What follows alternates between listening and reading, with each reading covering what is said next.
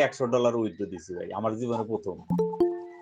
মাশাআল্লাহ, আলহামদুলিল্লাহ, মানে ভালো লাগলো। মানে আমি শুধু বলি যে আপনি যে এখানে বসাচ্ছেন আমি ওইখানে বসাই, এসএলটা হয়তো একটু এদিক ওদিক হয়, তাছাড়া আর ওই টিপির কাছে কাছে গেলে কেটে দিই ভাই।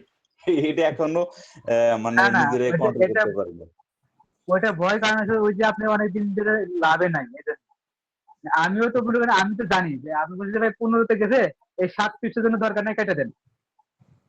আমি আমি কেন বলছি কারণ আমি জানি যে আপনারা দুঃখ দুঃখ করতেছে মানে টিপি যাইতেছে কি যাইতেছে না যাইতেছে কি যাইতেছে না, তা আপনারা ক্লোজ করে দেন শান্তি মতো বসে থাকেন।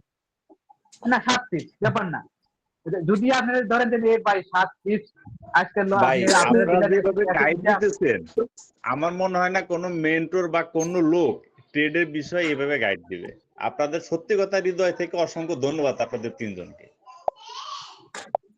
থ্যাংক আচ্ছা সিজন ইউ ভাই, ভাই, সবসময় দোয়ার মধ্যে রাখবেন।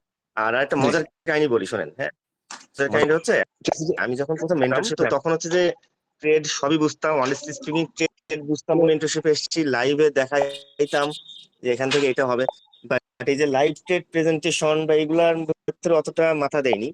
পরে একসময় সিগন্যাল একটু ভিন্ন মতের সিগন্যাল নিয়ে আসলাম, সবাই যেরকম র্যান্ডম বাই সেল দেয়, হ্যাঁ, উল্টা পাল্টা সিগন্যাল দেয়, দিনে 20টা সিগন্যাল নেয়, এই টাইপের সিগন্যাল থেকে একটু বেরিয়ে আসলাম, নতুন কিছু তৈরি করলাম, মানুষ পিছিয়ে লাগলো। এবার লাইভ ট্রেড যখন দেওয়া শুরু করছে তখন ওই